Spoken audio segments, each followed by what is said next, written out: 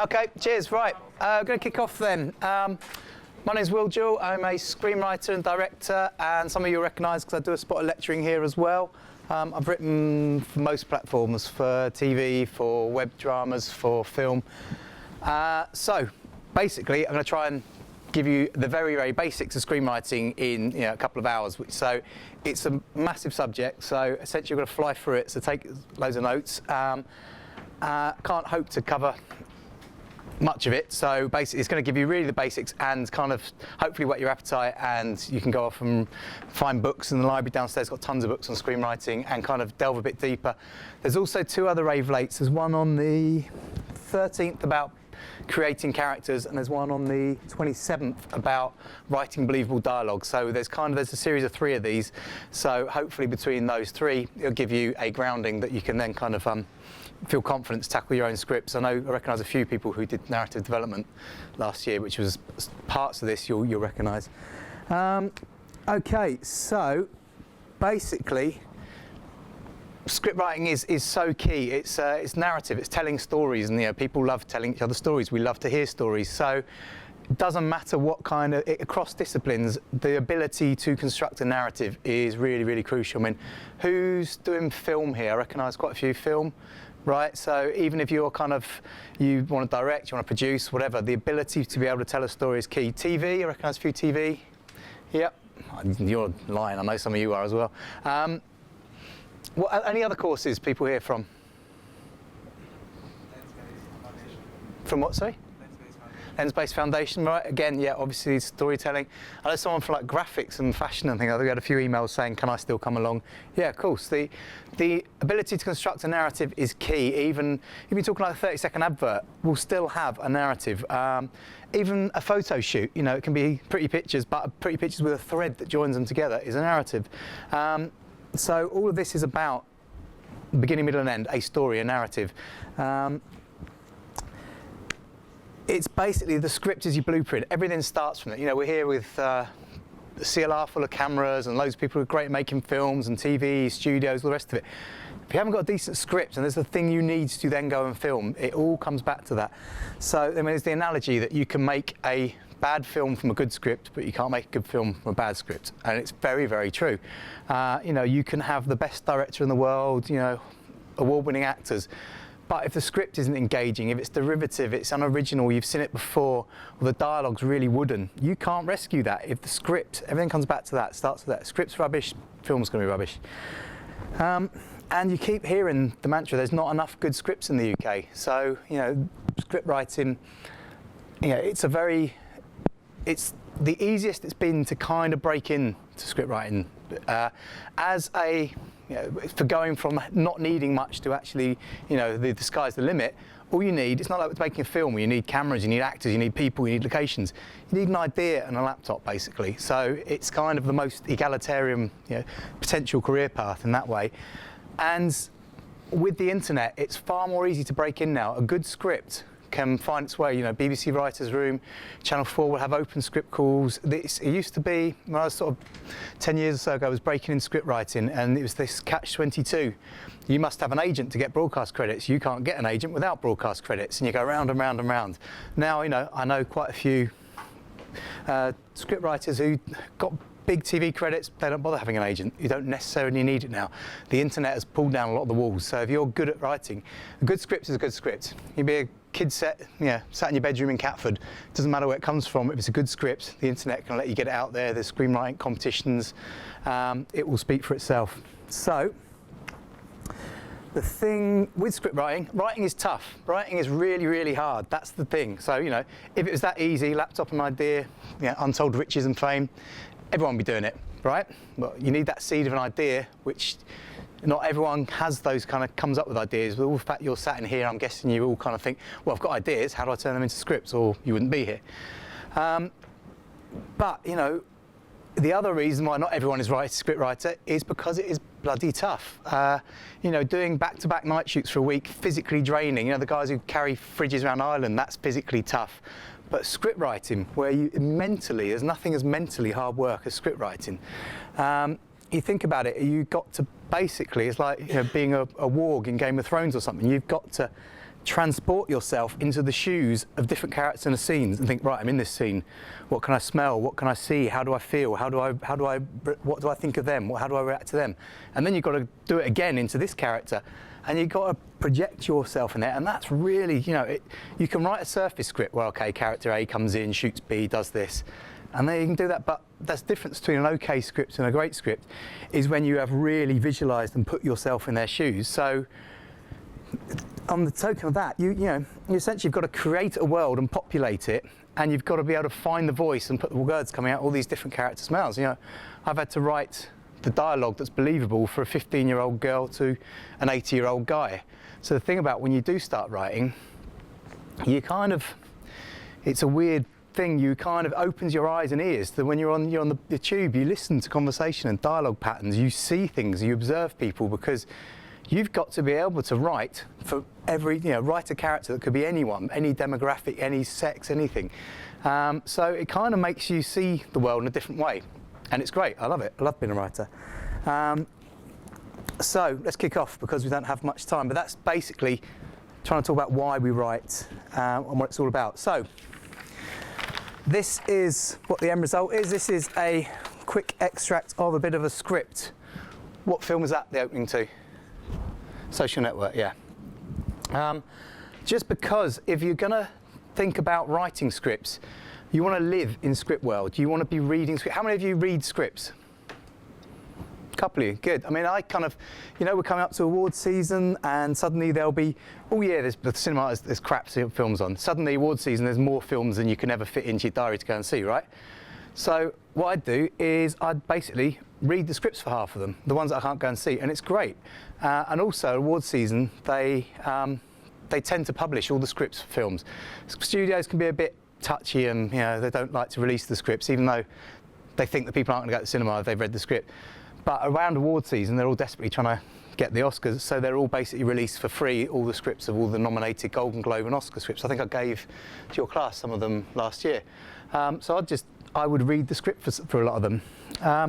And getting in that mindset where you are thinking in script, that is really useful, because you are then absorbed in it, and it's a language, basically, script. There's shorthands in there, there's ways that it's written, there's ways things are structured. It's not like when you write a book and you spend 2 pages describing a beautiful sunset. In a script, it's tight, concise, it's a different way of writing. These headings and everything are a certain way. The way the script is laid out is a certain way it is. If it's not formatted that way, it'll go in the bin. It's formatted this way because it's a page a minute of screen time. It's very rigid, but once you get your mind into that, you're thinking and working in scripts. So I'll come on to the end, but websites like simplyscripts.com and Scriptorama, script-o-rama.com, they have on them thousands and thousands of scripts. So think of some films, your favourite films, and read them. Read the scripts for them. So I just had this in here as an extract of a script, just to say, well, this is the beast we're here to talk about. I was kind of reading it on the train up and realised, actually, the mark of a really good film is that the theme of a film will often be expressed in the opening scenes of a film. I was reading this thinking, yeah, this does it. Mark Zuckerberg, he's basically, his worldview essentially is, he's by far the smartest person in the room. He kind of get the impression he's not exactly a people person. He's quite cold and detached, and people just sees them as pawns, and therefore, but there are lots of them, and they talk to each other. So here he's talking about more people in China with genius IQs. Can't possibly be true. It is. In his world, nothing's black and white. I am always right. How do you account for that? Oh, awful lot of people in China. But here's my question, straight away. People, they're just numbers. And then here's his question. This is my higher thinking. I was just reading that thinking, actually, pretty much sets out his manifesto and worldview in the opening scene. Then we're into character descriptions, which I'll flip back to these to use examples. So, basically, I'm going to break down screenwriting into these 3 bits, right? 1, spark, call it spark, getting the idea, that thing. If you don't have those moments of, I've got a great idea for a film, then you're going to be sat staring at a blank page for a long time.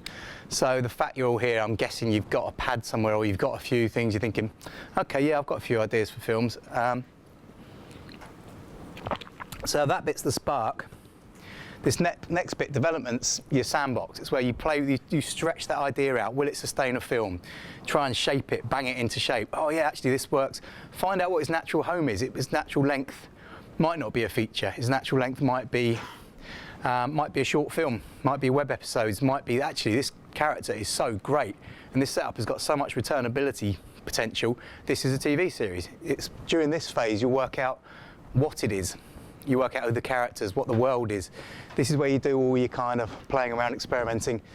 That bit's the graph. That's where you actually write, okay, I know where I'm going, I've got my roadmap.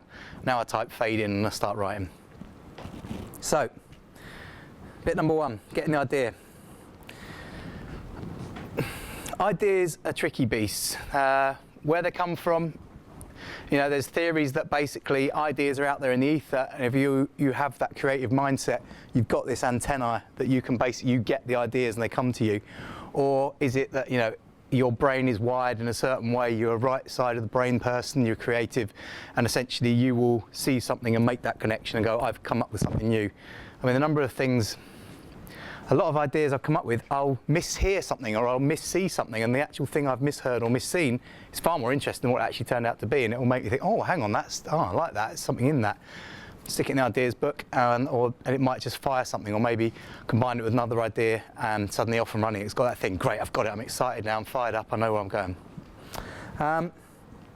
So these intangible things that are these ideas, the kind of, you never know when they're going to come. Your ideas will come when you're in the shower, when you're walking down the road, you're on the tube, when you're just about to go to sleep. There's absolutely no way you can say, okay, I'm now going to have an idea. So you have got to catch them when they come. Do not do the thing where, have a great idea, don't write it down, next day, oh God, what was it? And you beat yourself up. Have an ideas book, voice memo on your phone, folder on your desktop, whatever it is, because then when you sit down to write, you'll have this little folder of little triggers, and basically they'll be there, and you'll go, oh yeah, I really like that idea. I've forgotten all about. Oh, that's a great idea. Oh, and the cogs start whirring, right? Sitting looking at the blank page, the blank screen, it's a nightmare. You just kind of go. The one thing I guarantee about ideas, you can't force them. If you sit there going, oh God, I told the guy in the pub yesterday I've got a great idea for a short film script. Now I've got to deliver it, and you'll sit there and look at it and go, and you'll freeze up. You can't say, I will now have an idea. So when you get them, catch them. The one thing about, you know, there's often that bit, I was saying, ideas will pop into your head when you are walking down the road or trying to go to sleep, because there's this thing called alpha state, right? I don't know that much about it, but essentially the alpha state is when all that crap and all the thoughts in your head that are usually buzzing around, when you're kind of starting to just chill and all that kind of subsides into that space that it leaves, that's when ideas pop in. So there's people, you know, meditate, or people can train themselves to get into alpha state. But it's the reason why so many ideas will come to you just as you're in that bit between asleep and awake, when you're just starting to go to sleep. So keep a pad by the bed, because a number of times I'm jumping out of bed, running around, trying to find something, scribbling an idea down, because I know in the morning I'll have forgotten it. So, like dreams, you can never remember dreams. They're really vivid. 2 minutes later, you go, what was that dream? So catch them. The spark will be your idea, your premise. You know, the thing that will come to you, and you go, "That's it, got a great idea for film." It will be a really strong character, or really a setup. Oh, it's about so-and-so. That you can generally encapsulate it in one line. The thing that will come to you, that spark moment, and that will be the premise, the concept, the selling point, the thing that really gets people excited, because that's the thing that's come as the spark. So when people say to you, "Oh, I'm writing a film. Oh, what's it about?" What they don't mean is, okay, well, it starts, this guy wakes up and his alarm clock goes off and he gets out of bed, gets dressed, and you don't do that, because they'll glaze over. The thing, what's it about, is that great idea, that premise, that concept.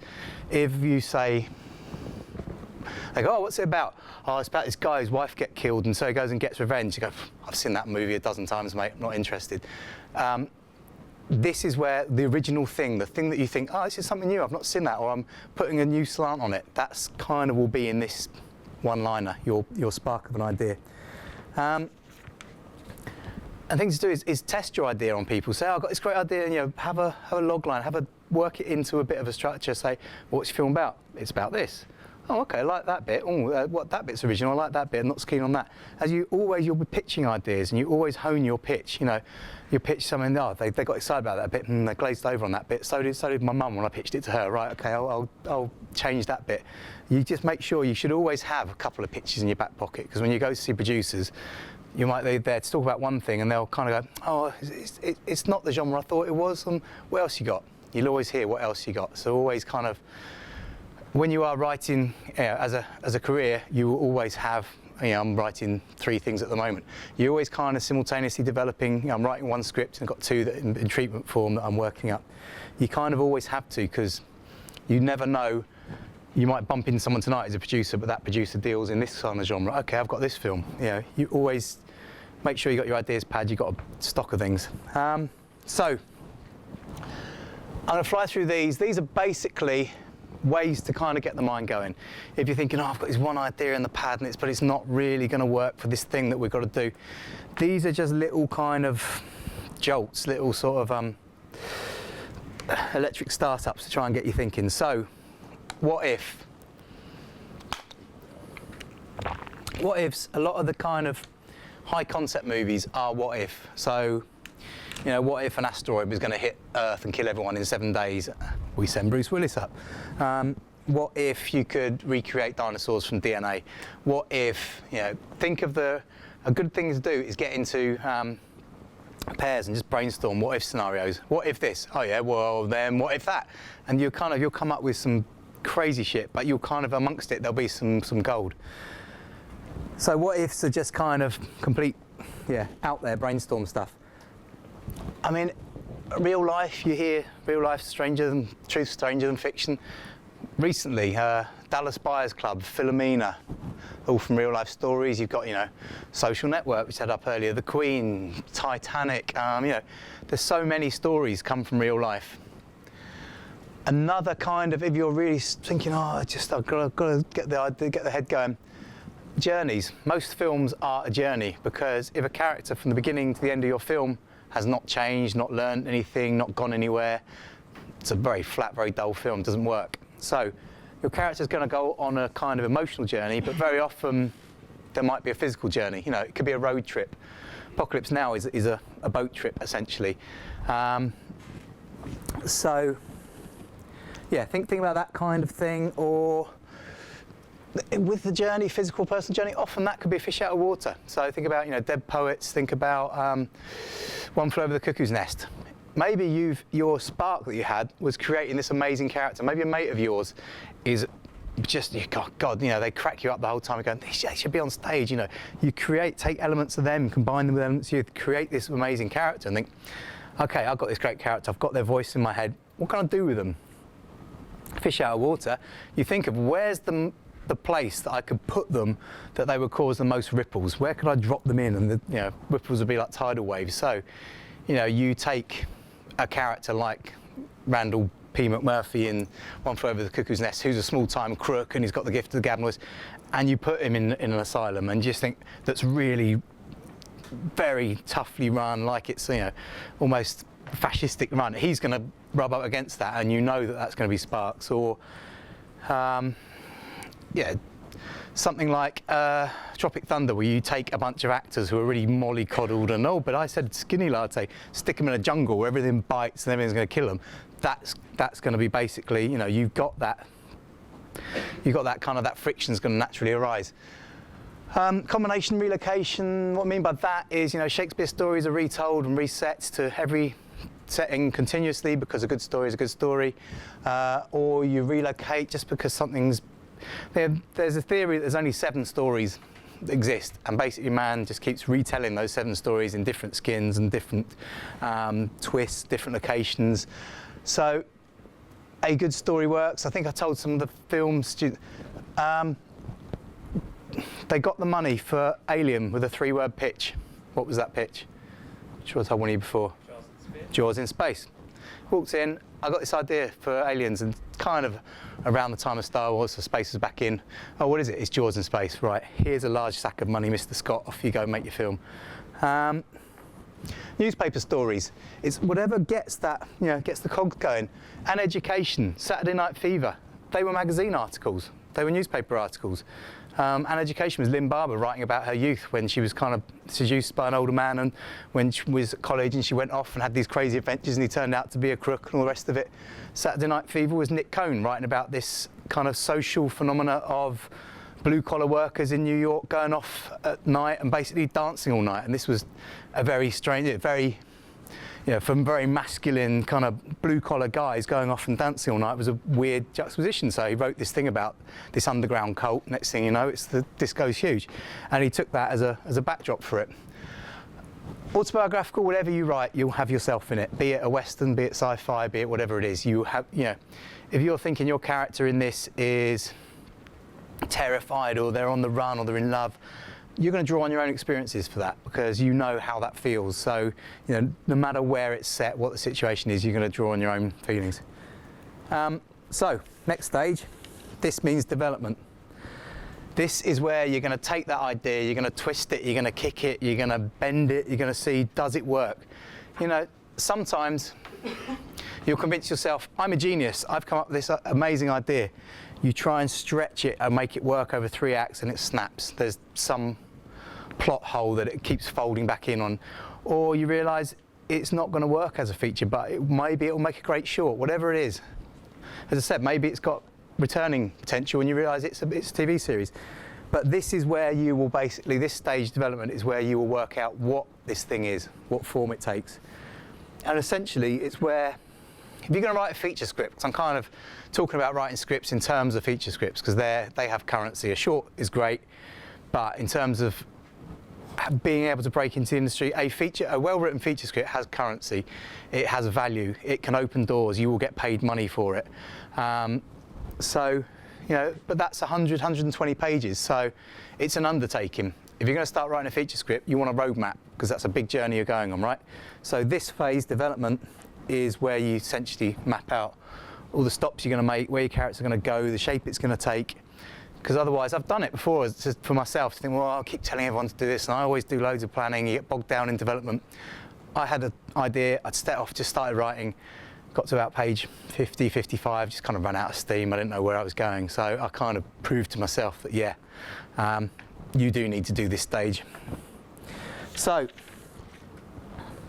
this is where you develop it. Does it sustain 3 acts? Say, what platform? And importantly, whose story is it? This is where you start to work out your characters. You might have got this great idea for a rough arc. This is where you work out, well, actually, whose story is it? And in a story, there will tend to be kind of your dark and light, and there'll be a character who really wants something and something trying to stop them getting it. You know, be it can be themselves. You know, it's just people we trip ourselves up, or it can be Darth Vader, or it can be a big, massive 20-foot monster. Whatever it is, there's something going to be putting them at peril and stopping them getting where they want to be. What do you want to say? Difference between a kind of crap straight-to-DVD film where someone runs around and kills people by numbers in a predictable fashion, leaving the big guy to the end and killing him in a grisly way that's vaguely inventive at the end. That film will be doing kind of joining the dots of stuff that's gone before. A really, really good film that will stand the test of time and be still talked about in years to come will have something going on under its skin, under the hood. The film is a metaphor for something else. It's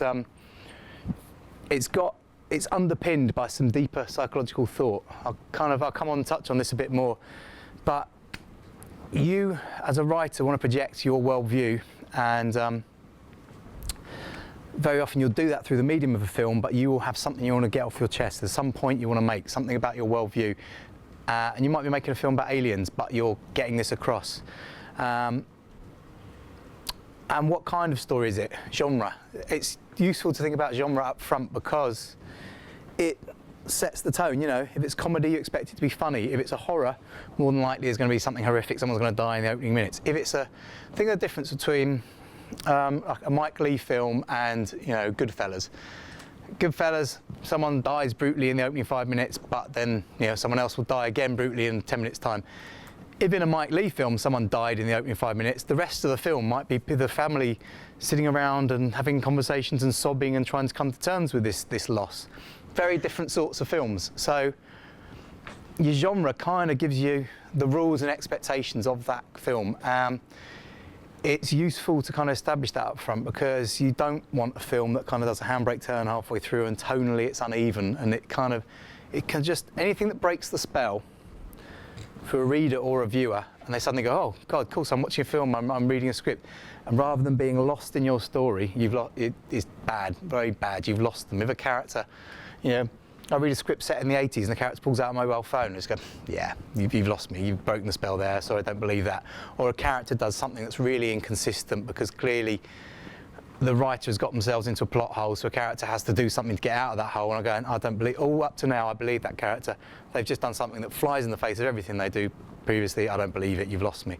Anything you do that just breaks that spell, cardinal rule, you've lost the viewer. So genre, suddenly massive tonal shifts can really kind of throw, I thought I was watching a comedy, suddenly there's 10 people are dead in violent ways. Hang on, this isn't what this isn't, where's this film gone? It's two films welded together. Some films quite cleverly change genre though. Some films will meld genres. Genre melding is almost the norm now. It used to be, think sort of 40, 50 years ago, it was a thriller, it was a western, it was an action film. They were very much in boxes. Now, Shaun of the Dead, zombie rom-com. You have an action thriller, you'll have a comedy thriller. These sorts of things, it's almost now expected that you're more than one genre, but you need to pick your dominant genre, because that will kind of set the rules. It's where, so if something was like an action comedy, that would be established from the beginning. There'd be something opening set piece, very exciting, but then there'd be a funny scene between the two buddy cops taking the piss out of each other. So we've kind of established up front, okay, it's a bit of this, bit of that. If it was a comedy up to here, and then suddenly there's an action thing where they go and kill 10 guys, you're going to go, whoa, Pineapple Express to me did that. It was all really funny, stoner comedy, and at the end they're running around with Uzis gunning down 20 guys. I was going, that's a weird kind of, how did that happen? So it's that where, if they're running in parallel and twisting around each other, fine, but this is all one thing, then this suddenly turns into something else. That jolt can kind of jolt the viewer out of the film. That's the thing I'm saying with the genre. I hate as writers saying you must put yourself in a box, but just your viewer or reader will have expectations. Be aware of them, and if you're going to subvert them, great. But be aware how far you push it before you break that spell. That's kind of what I'm saying. All of this is very. I'm going to dump a whole load of information on you in a short space of time. So it's just here are some rough kind of frameworks. Okay, things like you've got that spark of that idea that came to you, at 3 in the morning, just as you were dropping off to sleep. You wrote it down. Okay, now I'm going to try and bash that idea in some sort of shape. So, first step, try and come up with your log line. This is your 25 words or less. This is your, you're on the tube back, you pick up the metro, there's a film on tonight at 10 o'clock, Channel 4. This is what it will say. On Channel 4 at 10 o'clock tonight, it's the story of someone who does this, but. So, people want to hear stories about people, so first up, whose story is it? Then this bit here is what's the core thing, what's the situation this person's in, and then this but bit at the end is a further level of twist or a complication, or the story of a son of a coal miner who wants to be a ballet dancer, a boy who wants to be a ballet dancer, but is the son of a coal miner in the middle of the miners' strike, something like that. So we know straight away whose story it is, what's the conflict, wants to be a ballet dancer, okay, and then the complication. Oh God, you almost start to see the scenes in your head if you, or the story of a man who recreates dinosaurs from the DNA and creates a dinosaur theme park, but they escape. It's or what I read the script of the other day was Nebraska. So it's the story of a senile old man who believes he's won $1 million and goes on a road trip across country with his son, but his son knows it's all a con. It's something like that. So if you the good test is take any film, just go and look down the cinema listings and try and work backwards and take that film, break it down into this. When you come out of a cinema, you've seen a film, put it through this this grinder, so you boil it down to what the essence of it is. Okay, this is also known as the elevator pitch. Basically, this is the get into a lift, big movie producer walks in, you've got 2 floors to sell them your idea. The whole point of this is at the end, you want them to say, okay, tell me more. That is your goal. This is to get you to that goal. Then when it's the tell me more, then you have your kind of slightly more detailed pitch. And at the end of that, your goal is, okay, send it to me, here's my card. They are the goals you are looking to get. So this is your foot in the door, get you to longer, get them more involved, and then send them it.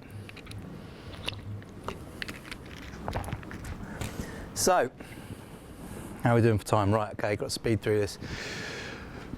This is the next stage. All of this is, you've had that spark of an idea. How do you get that idea to the script at the end in a very short space of time on this presentation? So, your logline we just talked about. It's the story of who does X, and why is my complication. Think about theme. Okay, I'll come on to theme a bit more in a sec because they're a bit more intangible and hard to grasp. Genre, style, tone, I kind of mentioned. Just if you give me a log line, I could maybe read that log line in my mind thinking it's a comedy, because I've just read a comedy script this morning, and so I'm in the comedy vein. So I'll read it and think, okay, that could be funny, and then there'll be something down here, like, oh, it's not, it's a thriller, oh, I'll have to go back and reread it. So it's useful to up front kind of say, it's this, you can in here, it's a kind of love-hate thing. You can reference other films, you know, it tonally has, you know, it's in the same vein as whatever film, or it's kind of, it's X meets Y. X meets Y is a little bit Hollywood, but, you know, if it's got shades of another film and they're going to be thinking that, you know, maybe reference it, but it differs because it goes in this direction. Whatever it is, make them know, what is it? What's the film? Get it across as succinctly as possible. 3 short paragraphs, why 3? Beginning, middle, and end, yeah. So your first paragraph, whose story is it? What's the world? What does that character really need? Your middle paragraph will probably be twice as long because that's all your complications. But in their way to get to, you know, kill Colonel Kurtz, this happens, that happens, French plantation, cut that scene, all the rest of it. And then your third para will be, okay, and what happens when they get to their destination or their goal? Does it end well? Does it end badly? Tell us a bit about the characters. You know, we want to know if your character descriptions, you think about the reader or the producer who's going to read your outline. They'll say, often if you pitch to someone, oh, I like that, send me a 1-pager. This is what they want. And there'll be enough on this to tell them, is it something they're looking for? Will this fit in our slate? Is this the sort of thing we want to invest money in? So this has really got to sing. This is it's your selling document, basically. So this is great, and it really makes me, oh wow, I've got to read more. Have you got a treatment? Have you got a script? You've got a lot to do in here. So make your characters. I don't want to say, have you? No, sorry. So when you're like trying to describe the story in the 3 paragraphs, yeah. Surely you need to mention the characters at some point. You do. How much detail? I'd give the characters their own paragraphs down here because. So I'd almost maybe have characters before that, tell us a bit about the characters, and then once I come to read your 3 paragraphs, I know who the characters are, and I haven't. But make your character descriptions really vivid. Paint pictures. All of this is painting pictures with words. Make them come alive. Make your characters flawed and interesting, and not, you know, this just anything that sounds stock or stereotype in a character. Then, you know, it's the big thug guy who's gonna, or it's whatever, it's just anything that you think, oh, I've seen that before, that's a rote character. Think about, you know, all of us have got foibles and contrasts and quirks and hang-ups. Try and put as much of that in so they feel 3-dimensional. The world, you know, maybe you're setting this in a world the reader's not going to know. So a bit about the world. Tell us where we are, where's this story taking place. Potential, I kind of put down, if this is a sales thing, if you're trying to get, you know, you can even kind of, if you're saying this film up here, you've kind of said shares some of the traits or some of the same character story beats as X, you know, try and pick a film that didn't bomb at the box office. So your potential, you can kind of say, you know, this would appeal to an audience of so-and-so, people who like this film or that film. Yeah, this is when you're trying to do this as something that you're going to sell. So, as all of this is a quick fly-through, these are just the different kind of paths open to you as a scriptwriter. So you've had your spark. You've structured it as a log line, the thing that you'll read in the Metro that says, this is what the film's about. and you've done your one pager. Okay. Here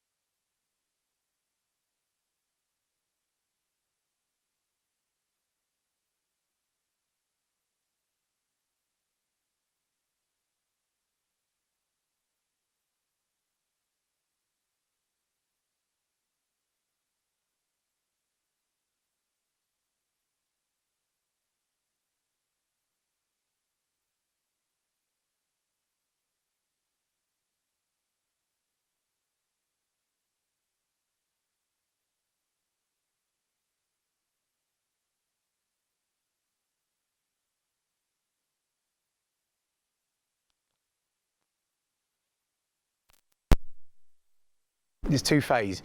You get your scene by scene signed off. So for a half-hour TV episode of scene by scenes, 10, 11 pages, something like that. And it's essentially, scene 1, we open on this, the character does this, the character does that. Scene 2, doctor's surgery, the character comes in, does this. Scene 3, this happens. And it actually, exterior street, all this, it's essentially, it's got scene headings. It's the scene without dialogue. That means there's no rude surprises. When you deliver your script, what the fuck's this? That is we've gone off and written some sci-fi thing. This isn't what I asked for. If you're kind of going to stick to this, they know what they're getting. So these, if you're kind of, maybe if you've got dialogue's an issue, you're kind of like not so sure on your dialogue, or you're reporting to someone, these are good because it's then a very small step to final script. It's as I say, it's basically dialogue. So the other thing I'm doing is a treatment. So a scene by scene is useful where it's for you and a commissioner or a producer. It's the middle step. Treatment, I was saying a beat sheet is not for anyone else's eyes. It's for you and potentially your co-writer. It's for you to get your thoughts down.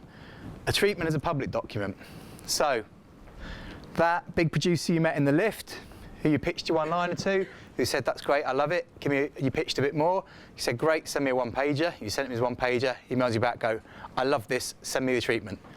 This is what a treatment would be. This is a feature in about, I think it's 10 pages. This was for iFeature, so it's, I think 10 pages was their brief. And you can essentially write a feature in 10 pages.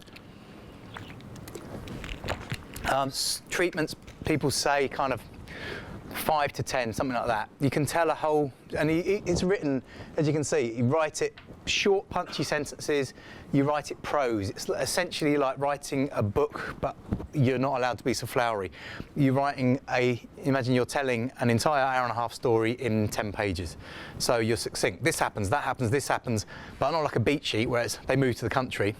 In this is what's happening. And it's, when you're writing a treatment, everything is in present tense, everything is now, everything's very immediate, right? So a treatment has really got to crack along. They've got to get to the end of 10 pages feeling like, wow, that just flew past. And essentially, They are tricky beasts to write, treatments. To try and tell, 2 hours worth of story in 10 pages, and for it to be engaging and not get into lumpy, oh, and then they go to the house, and then they go to here. None of that. It's got to absolutely fly. Treatment would be more like a short story, then? Yeah, basically. But a short story, okay, that can scale itself up to a 2-hour film. Yeah. So, a short story would be a short story. It's that kind of length, but it's got to be able to be, you can imagine that. You can see their scenes in there, and you can think, okay, well, that would be, 5-6 minutes of screen time. So therefore, you can see that half a page there would be 6 pages. You can see how that scales up. The other thing I had on here, so treatment, beat sheet, scene by scene, scriptment. These are these weird hybrid beasts that have come around in the last couple of years. People write scriptment. So essentially, it's a treatment, but there may be, sometimes when you're writing, you're getting ideas for a film, some scenes will come ready-made to your head, right? So scriptment, which is a horrible cut and shut word, is essentially part script, part treatment, as the name suggests. So maybe the whole opening scenes come to your head, and as you've written that, and then you go back into treatment form and go, and then this happens, and then, oh, there's a big set piece in the middle that came to me ready written, so I've written that. Then it's treatment form again, then maybe your ending. I've never written a scriptment because when you're starting script writing, you have to write loads of stuff to show that you can write and that you've got a voice, right? As you work your way up, the deal is you're balancing 3, 4, 5 scripts at once. You want someone to give you development money to write that script, right? Because that helps you to prioritise which script you're going to work on, because you're getting paid for it. And it means you can clear your diary and just concentrate on that. There's nothing better than just kind of absorbing yourself in one. Development money is very hard to come by on the ground at the moment. Has been kind of, I guess, since the crash, sort of the last 4 years or so. So to my mind, if I wrote a scriptment, which was half script, half treatment, a producer would go, just come back when you've written the script, mate. Stop being lazy.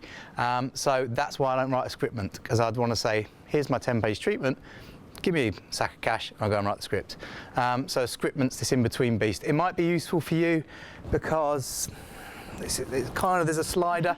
The newer you are to the business, the more you've got to write up front. You've got to show them, here's a full script. They won't want to read a treatment necessarily. Treatment, if you've got an amazing idea, a treatment's good for you because it helps you structure your idea, and it can maybe help if you've got to submit for funding schemes and things. You need to do a treatment, but in terms of getting something made other than through that, you kind of tend to have to write the whole script. But that's a great discipline, because if you call yourself a writer and you haven't written anything, you're not a writer. Now I want you to start thinking about your characters, because it's very difficult to just start writing when you don't know your characters. So I'm going to fly through a bit of this character stuff as with dialogue, because hopefully you'll come along to the character and dialogue session, so I'm going into more detail. Yep.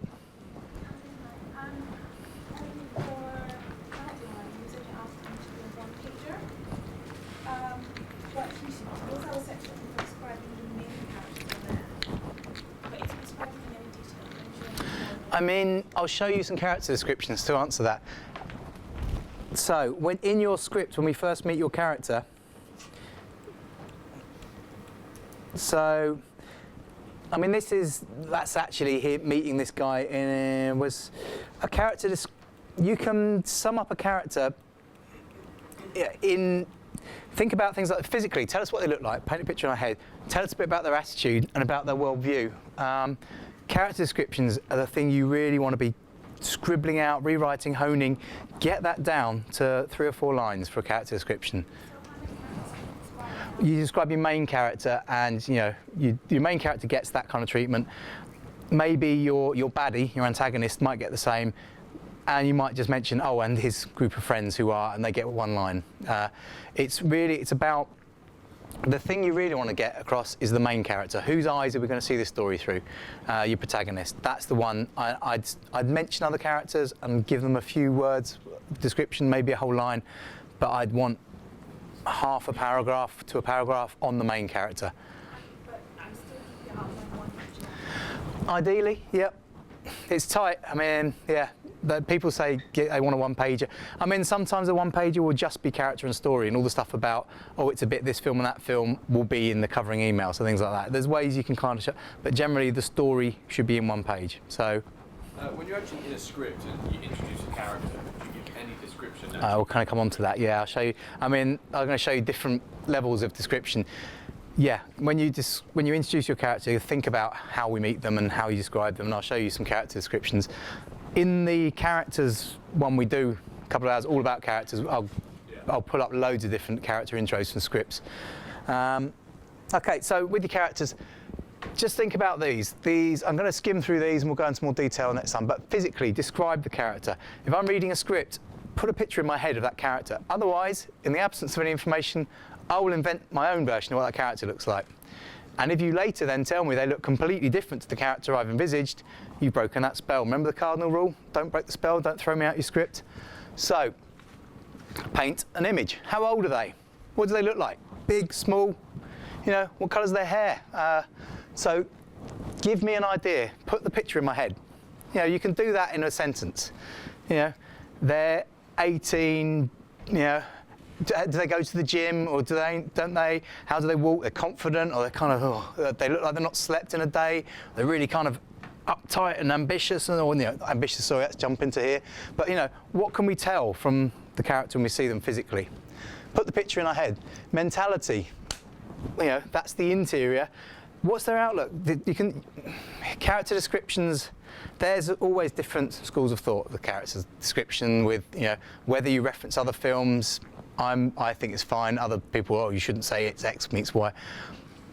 Some people take a really hardcore line, you cannot put on the page something that you cannot see. So if you say this character is massively ambitious and, you know, will cut their own brother's throat to get $1 million. That's their life ambition. Someone will go, oh no, but we can't see that from the page. I mean, you can express it through they have a Rolex watch and they're dressed aspirationally, even though you've just seen them come out of a one-bed flat. But they obviously they want to be there, and they live in the shadow of the city of London, and you can see them looking longingly at it. You can write around it. I don't mind writing a bit about it's shorthand. If I want the reader to read my story with this part of their brain engaged, I know not to trust this character, they're a complete bastard. I don't mind putting a bit of a flag there, because then when they read it, they're going to have that, rather than reading it in one way and go back and go, oh, hang on, oh, well, no, I didn't realise he was a bastard. No. Yeah, I'd set stuff up front. This is the iceberg stuff. Everything in their background will shape who they are now. When they arrive in your script, in that first scene we meet them, they didn't just beam from outer space. That character's, 30. They've had 30 years on the planet up to there. What have they done? Where did they come from? Were they, the youngest of 10 kids? Are they an only child who's had everything given to them on a plate, little prince? Whatever it is, that's going to change the way they see the world and their place in it. So think about that, but it will feed into the script in oblique ways. It's homeopathy, whatever, where they take the thing out, but the trace of it remains. It's that, basically. So these are checklists that you can work through for your character. Think about these checks for physical, mental. Does your character believe in anything? Do they have, a rough plan? Most people, you kind of have this fuzzy plan of where you sort of like your life to go. Do you want kids? Do you want to settle down one day? These sorts of things. Your characters have that. They are real people. Do they believe in anything? Are they religious? All these kinds of things. And as I said, background, happy childhood, not all the stuff that on the shrink's couch, all that stuff comes out. And tell me about your childhood. All of that does shape people. So, what age did they leave home? First job they did.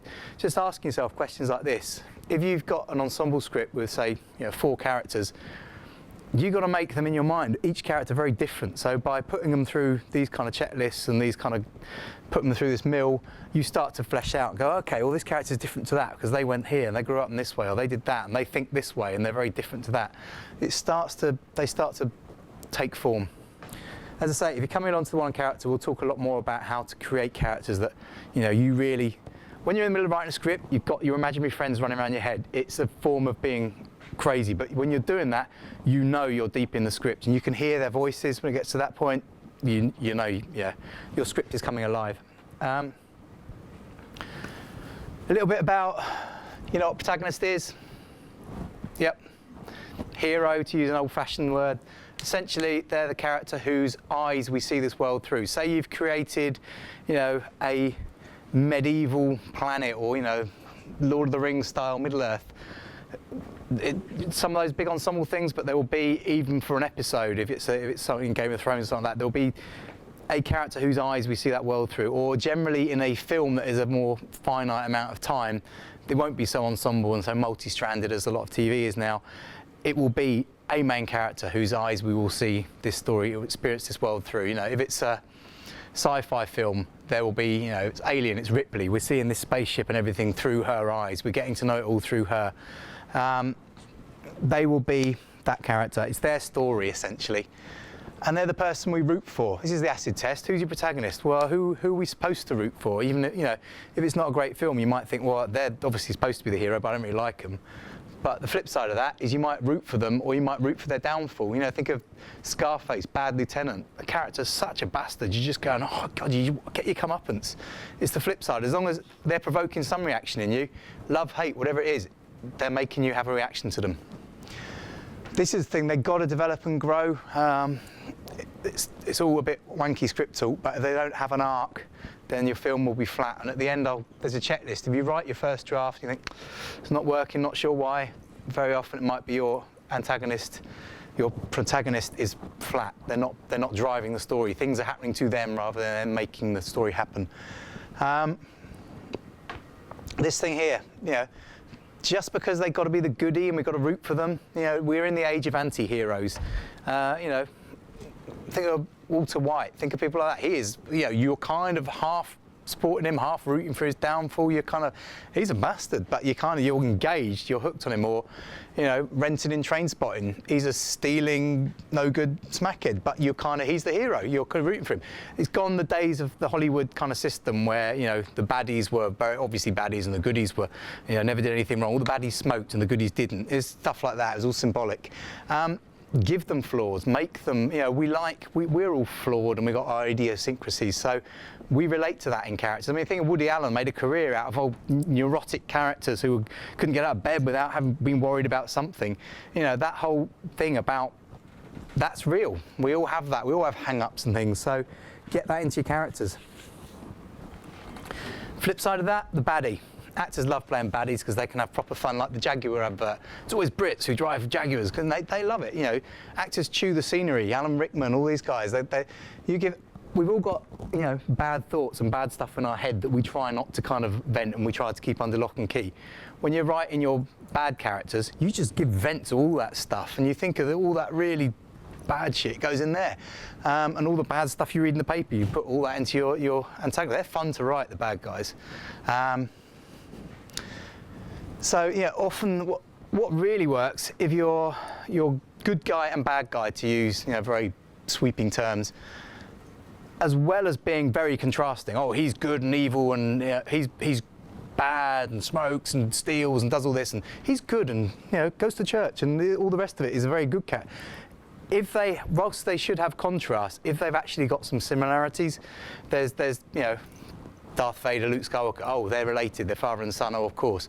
Or this character, they both like doing this, they have this thing in common, but it's almost, if you're too similar, you butt up against each other. Almost imagine, take a really well-formed character who's perfect in every way, cut them in half, give half to the goodie, half to the baddie, so they almost have that thing that together they would be absolutely perfect, but it's the differences and it's the similarities that cause them to just bang heads the whole time. And the thing with this is, don't forget, I'm talking about baddies because we have a short space of time to rattle through all this. It doesn't have to be, it can be, it can be an addiction, can be inner. We trip ourselves up. Or it's a character battling addiction, and are they going to win? Can they overcome this thing? It can be, it could be an affliction, could be an addiction, could be weakness. They're just too scared to do this thing, and do they overcome their fear? There's a whole series in the 80s and 90s of Tom Cruise playing pilots and racing drivers who lost their bottle and then came back at the end to triumphantly succeed, the usual arc. So they're fighting their inner demons, and something from their backstory that would crop up. It all got very predictable. I'm going to skip over character drivers for the character thing and this. So I said earlier about theme. What are you trying to say? What's really going on? What's going on under the skin? it's quite intangible. I think I mentioned before about to DFP and I think to Narrative Don't guys about you can use a film as a metaphor to say stuff. Ken Loach, pretty much every film Ken Loach makes in some way is tackling the dynamic of big bad authority and it's the little man at the bottom fighting against it. Be it set in the Spanish Civil War, Manchester, you know, a London bedsit, it tends to be his films are about the small guy fighting the system. As I was mentioning to before, the zombie films, the original wave of zombie films, were a metaphor for American fear of communist invasion, the relentless, faceless hordes who are going to come and destroy the American way of life. Often in your opening scene, the theme will be stated.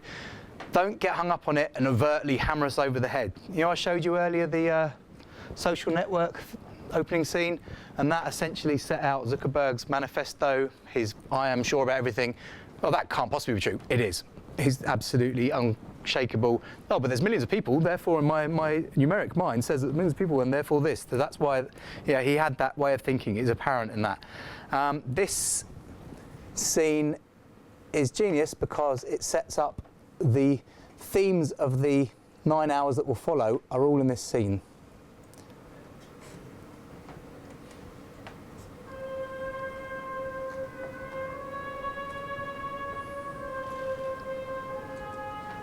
That looks a bit jerky.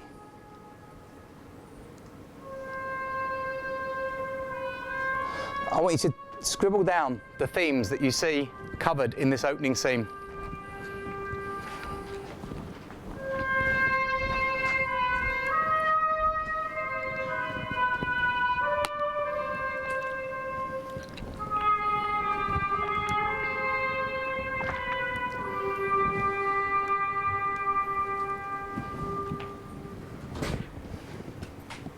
I believe in America. America has made my fortune. And I raised my daughter in the American fashion. I gave her freedom, but I taught her never to dishonor her family. She found a boyfriend, an Italian. She went to the movies with him. She stayed out late. I didn't protest. 2 months ago, he took her for a drive with another boyfriend. They made her drink whiskey, and then they tried to take advantage of her. She resisted. She kept her honor. So they beat her like an animal. When I went to the hospital, her nose was broken. Her jaw was shattered, held together by wire. She couldn't even quit because of the pain. But I wept. Why did I weep? She was the light of my life. Beautiful girl. Now she will never be beautiful again.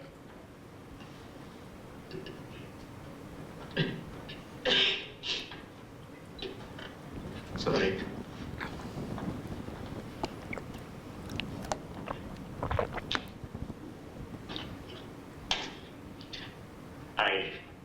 I went to the police like a good American.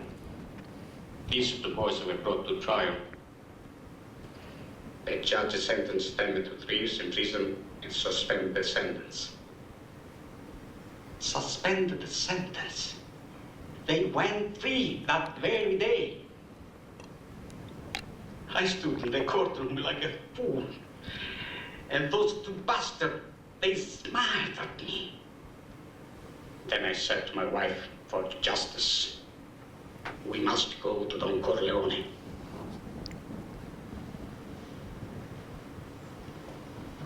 Why did you go to the police? Why didn't you come to me first? What do you want of me? Tell me anything, but do what I beg you to do. What is that?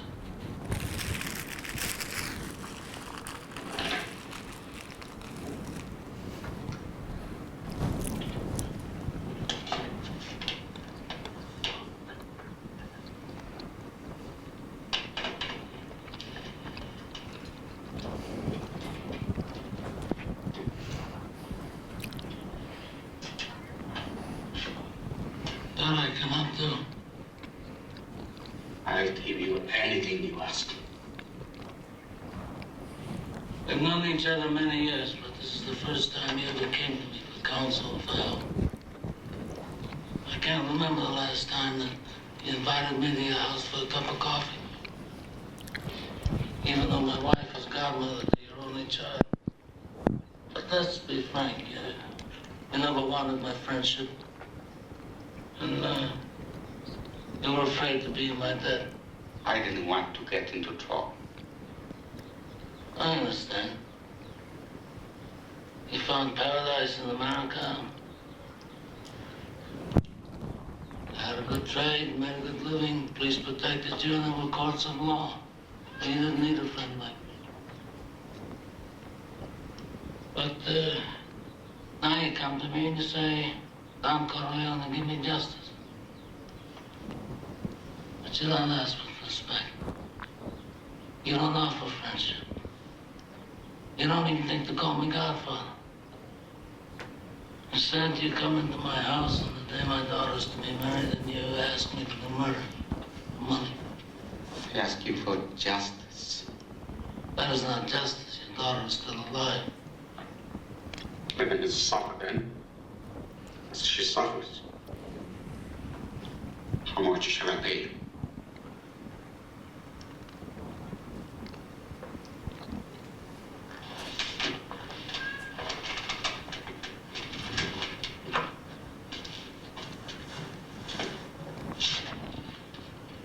Buonasera. Buonasera. What have I ever done to make you treat me so disrespectfully? If you'd come to me in friendship, then the scum that ruined your daughter would be suffering this very day. And if by chance an honest man like yourself should make enemies, then he would become my enemies. And then they would fear you.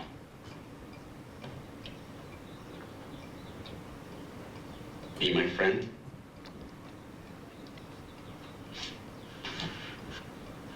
Godfather.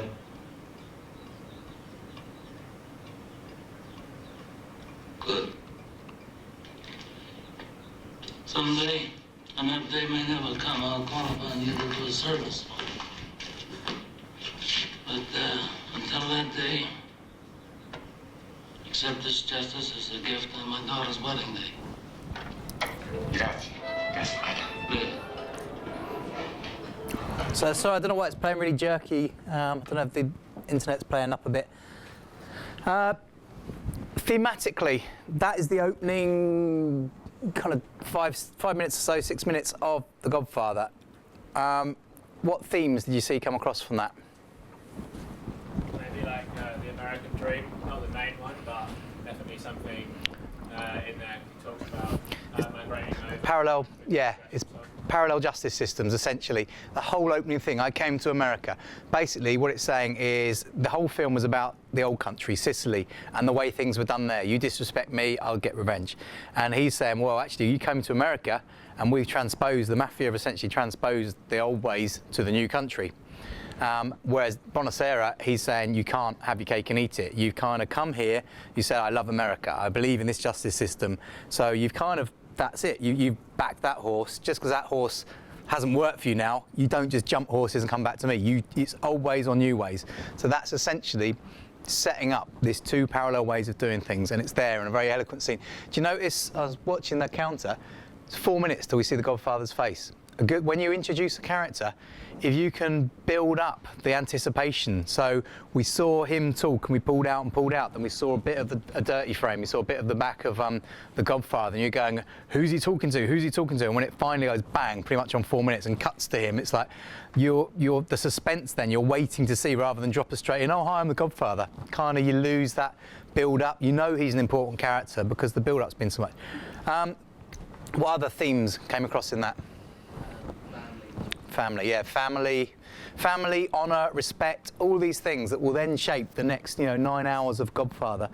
all there in the opening 4 or 5 minutes. See what I mean about, that's when I talk about themes. It was easier to show you that than rather kind of something, when you're trying to describe something visual to your DP or something, a mood board or a picture or a storyboard is great for, rather than 1,000 words. Same with theme, rather than trying to explain to you something that's a bit slippery to grasp, like theme, show you that, and you just go, essentially, a really, really well-made film, you're essentially ticking off the themes, and they're all there in the opening minutes. So that's an illustration.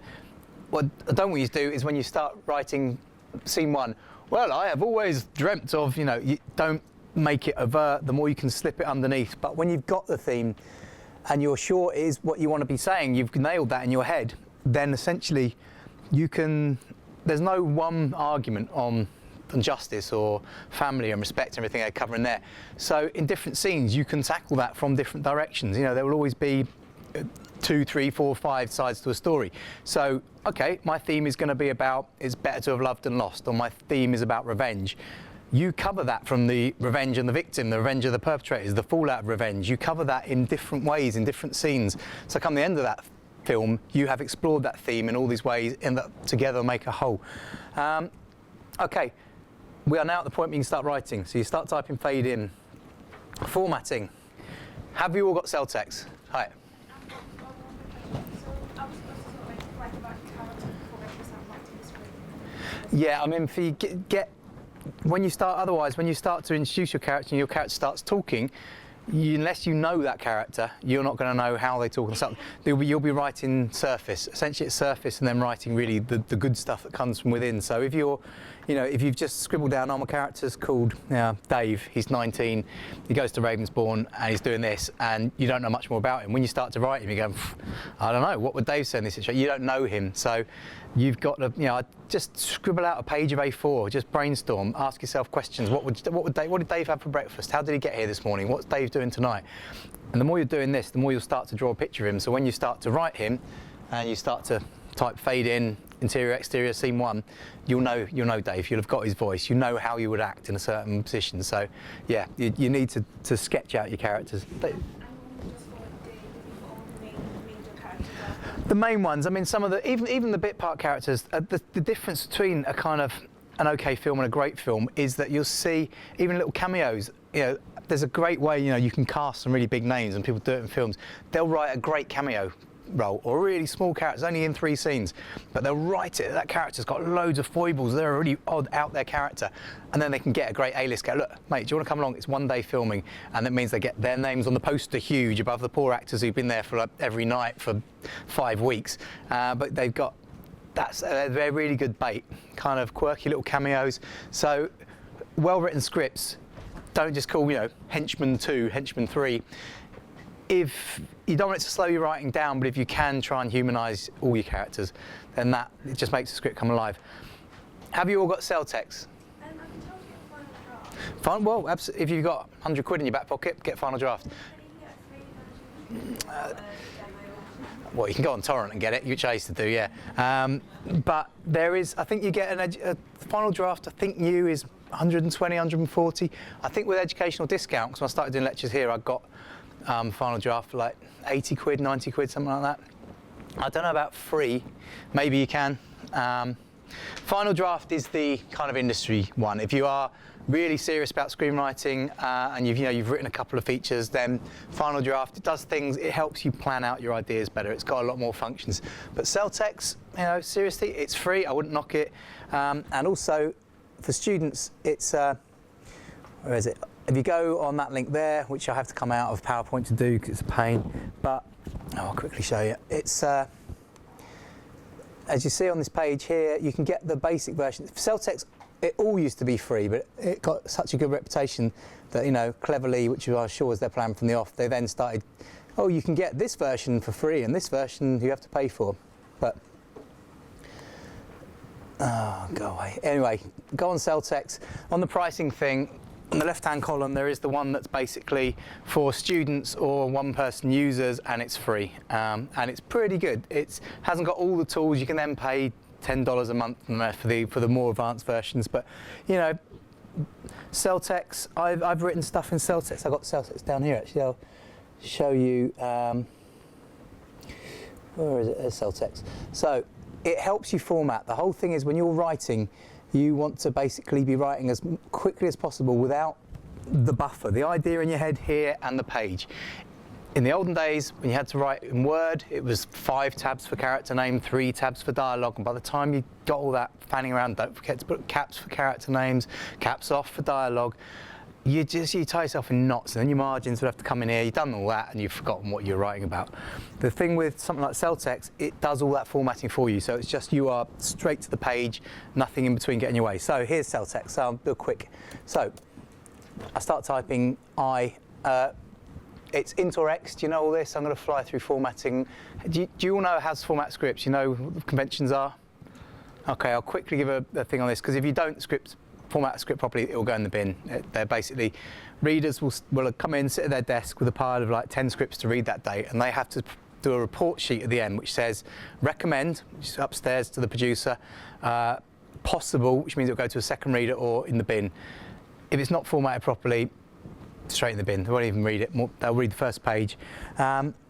So interior or exterior, you must just use interior or exterior, because they will schedule your script and they use all the scene headings to schedule. They need to know if it's interior or exterior, night or day. They're the 2 things, and they will then put it into the computer, hit a big button, and it will spit out what the rough budget and the shooting length of time they need to shoot the thing is.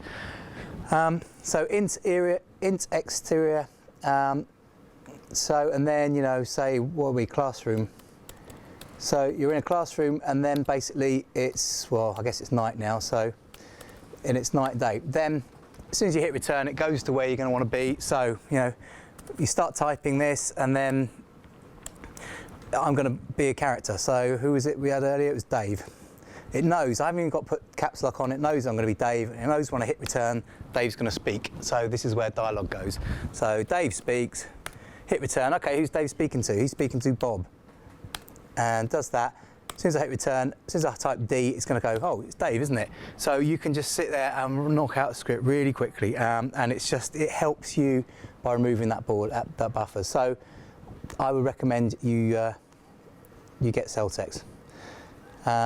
If I'm pretty sure the student version's there, I've got it on, from days when it was free, I've got it on here, and I can give it to you if you can't. So, I use this to basically go through how to format a script. We're going to run out of time. And also, I'll do 2 in 1. You mentioned earlier about how do we introduce a character and character description. So let's have a quick look at that.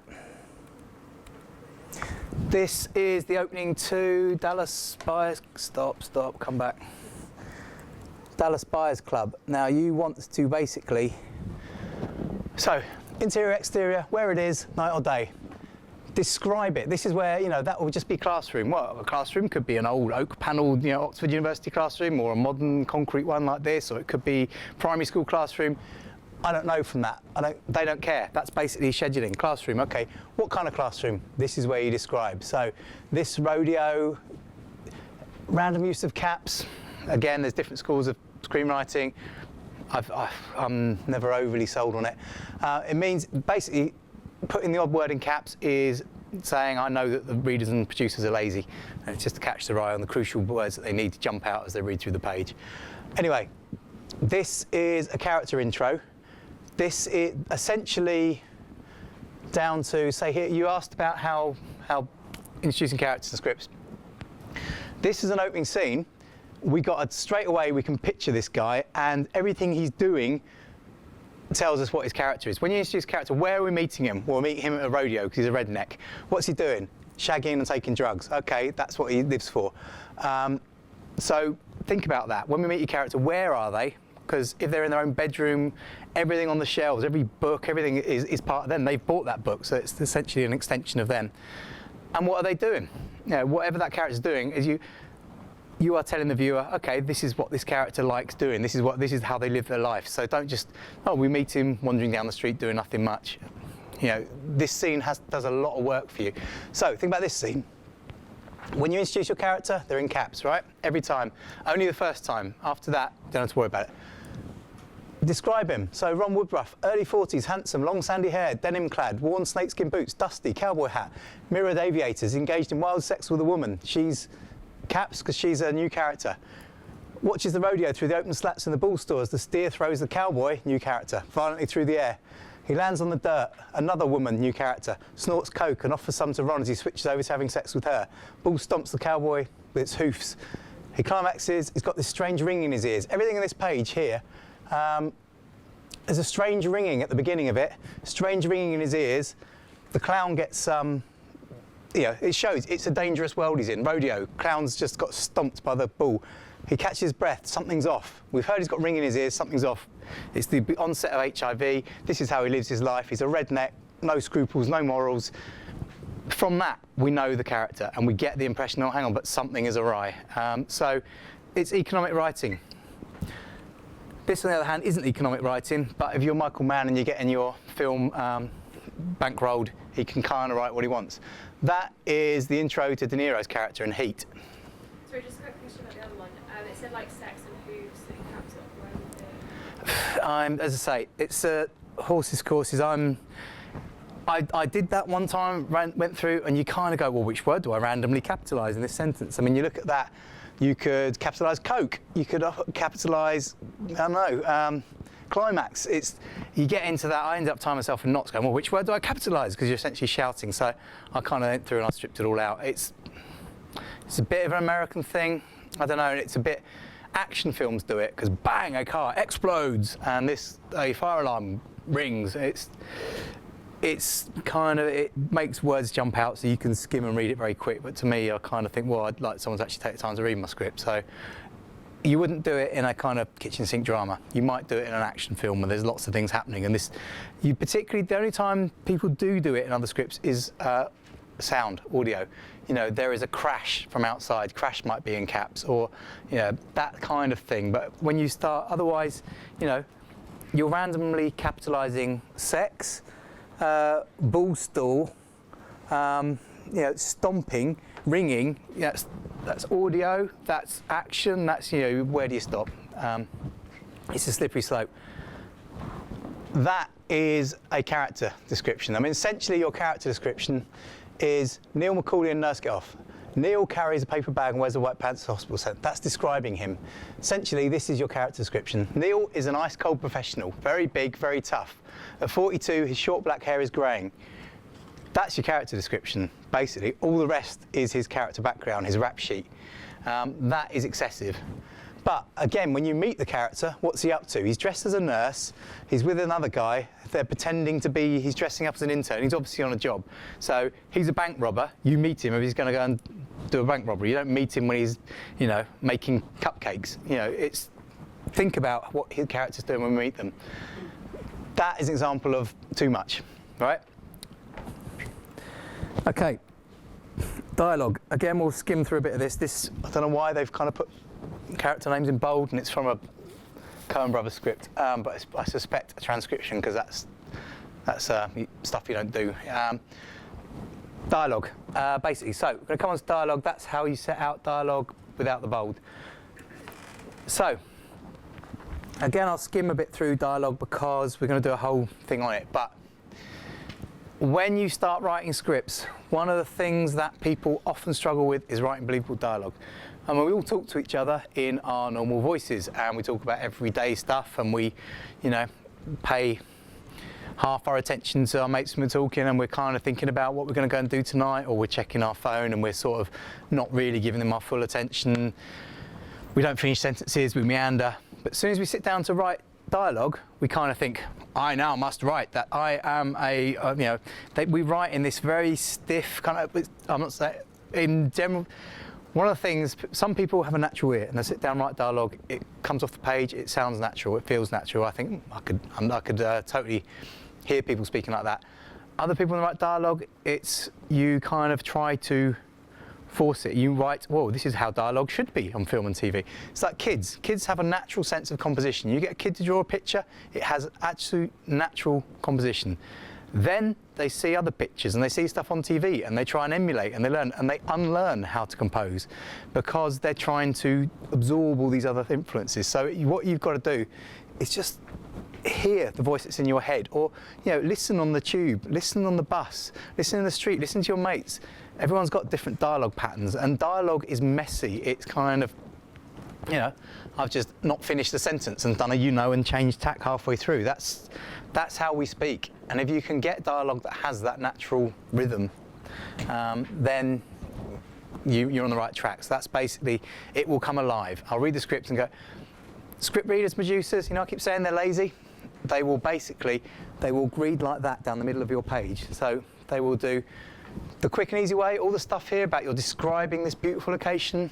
They will just skim down the middle, check that you can write dialogue, and then if you can, they'll go back and read it properly. Because if you can't write dialogue, you might have an amazing idea for a film, but if you can't execute dialogue, it's going to be crap. You can't, if the characters don't have believable voices, it will sound like daytime soap. That's the thing. People in daytime soaps, it's on the nose. There's no subtext. They tell you exactly what they are thinking. We don't do that as humans. We're messy and organic and devious, and we don't like to admit our faults, so we hush them up, or we want to take the conversation over here because I don't want to talk about this thing here because I'm a bit embarrassed about that, or whatever it is. The way we talk is not character A, hello, how are you? Character B, I'm fine, thank you. Would you like a cup of tea? Yes, please. 2 sugars. That kind of dialogue, it feels daytime TV. You know, think about how much is communicated through language. You walk in, doing the kettle, go, 2 sugars, mate. You know, it's that kind of, you don't have to spell everything out. There's a tendency in your first draft, you will overwrite the dialogue massively. Second draft, because your dialogue is essentially, it'll be expositional, because you know you've plotted out your arc. In this Act 1, this happens to my character. He wants to get here. There's all these obstacles, and at the end he gets there or he doesn't, whatever it is. And when you write your first draft, to get your character from A to B and to hit this beat, you will tend to do it in dialogue, because dialogue is the thing that you will be writing the most. So, oh, I am going to over here, and I really hope this doesn't happen, or I've really got to get to here, and you're saying it. Well, why don't you show us? Show him running to get there, and where you going, mate? Oh, or him arriving there. Do it without, as much as you can do without dialogue, the better. So just, it's something to look out for. In your first draft, read it back. There'll be probably 30–40% too much dialogue in there. A lot of the dialogue, so the first script I had for TV, script editor cut out first and last line of every scene. Big red pen straight through it, sent it back. And I was incensed, obviously, and then understood why. Because the first lines were oh, lovely weather, oh, it's that kind of, oh, I'm now going to introduce us to the scene. So we're now in the kitchen scene, so it's 2 sugars. And at the end it would be, what? You're saying that Grandad has done, what? I'm recapping, I'm reiterating what they just said. So cutting that stuff out. The more you can jump cut and send us straight from one scene into another, drop us in late. The viewers are very smart. They watch hundreds of films. They will join the gaps, join the dots themselves. Just give the guts. What do we need from this scene? The rest of it, boil it away. It's crap. You don't need that. You just give us the bit we need from this scene. So cut to the guts of it. And dialogue is the main thing that will either trip you up, or really, if you've got a natural ear for dialogue, your script will zing. Dialogue isn't this other thing that is imposed on your characters. It comes from in your characters. So it's got to feel like it's part of your characters. That, yeah, I believe that character would speak in that way. This character speaks in loads of slang and everything. Well, where they're from, their background, everything. Yeah, I believe that. Not like, oh, they're from the middle of some village in the middle of nowhere. Yeah, they talk in this way. I go, well, I don't believe that. It doesn't, or character, the way they talk doesn't match the educational background or societal background that you've painted for them. Or, suddenly halfway through the script they know something that they would never know, but you need them to know that because it's a plot reason. You go, oh, don't believe it, it's not consistent. Your character would not know that thing about advanced astrophysics because you just told me, they were in Borstal from the age of 12. Whatever it is, it's got to be believable. Every time your character opens your mouth, we reveal something about ourselves, right? So think about that. So your dialogue should move the story forward, but in a not expositional way. Do you understand what exposition is? Yeah? Think of Austin Powers, Michael York's character, Basil Exposition, right? He walks into the room and goes, we are going to take over the world by zapping it with a big laser and doing this, and the only way we can be stopped is with this. Bye, and he walks off, and that's exposition. Every James Bond film, the baddie doesn't go, bang, you're dead, James Bond, end of franchise. He goes, I'm going to strap you to this elaborate thing, then I'm just going to go over here to check all my henchmen are completing my plans for world domination after having told you my dastardly plan. That's exposition, it's clunky. That's why people parody. That's why James Bond had to reinvent itself or die, because it was getting the piss ripped out of it. That whole exposition thing. You know, sitting there stroking your cat, explaining how you're going to take over the world.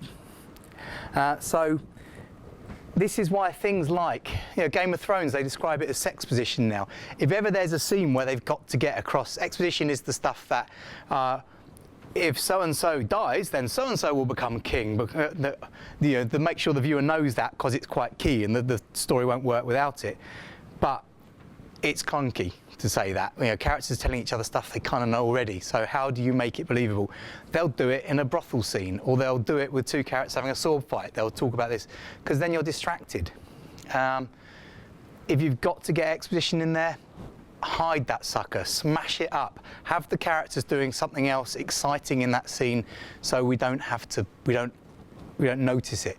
Then there's a script writing book called Save the Cat, Blake Snyder, which is, you know, if you want to know more about script writing, yeah, it's very easy to read. It's kind of ABC of script writing. It's very Hollywood. It's not very art house stuff, but if you want to know a bit more from this, it's a good place to start. It's very, very digestible. But in there, he mentions the popes in the pool scene. There was some film, can't remember what it was. There was a key bit of expositional dialogue about the Vatican Bank and how someone was going to rob the bank. And if you sit there and go, we're going to rob the bank by going in through the back door, climbing down on a rope, and you go, oh, God, exposition. It feels clunky, right? So they had these popes in a jacuzzi talking about this with their big pope hats on, smoking cigars. And it was such a bizarre image, they said that no one kind of noticed the exposition. So if you have got to get exposition in, make sure the scene is doing something else to hide it. So that's things that you shouldn't do. Be expositional, shouldn't be clunky. The key, yep. I can't remember what the movie was. It's in, if you read Save the Cat, he refers to the popes in the pool scene. Dialogue, the acid test, is your dialogue clunky? Is it natural? Is it unnatural? Read it aloud. Expositional, unnatural dialogue hits the air and goes clang on the floor. It just feels like daytime soap. So when you've written your first draft of your script, you know, get a mate, sit there, and between the two of you, take a roll and read it, and you'll go, oh, hang on, God, that's overwritten, that's word. When you start reading it, you might even trip over the words, and it's hard to get the dialogue out. You know, Harrison Ford to George Lucas, you can write this shit, George, but you can't say it. You know, it's that thing about, it's got to feel natural coming out of the mouth of the character. And if it just feels lumpy and it feels clunky, you know it's not natural. So, anyway, I'm going to cover more about dialogue in the future.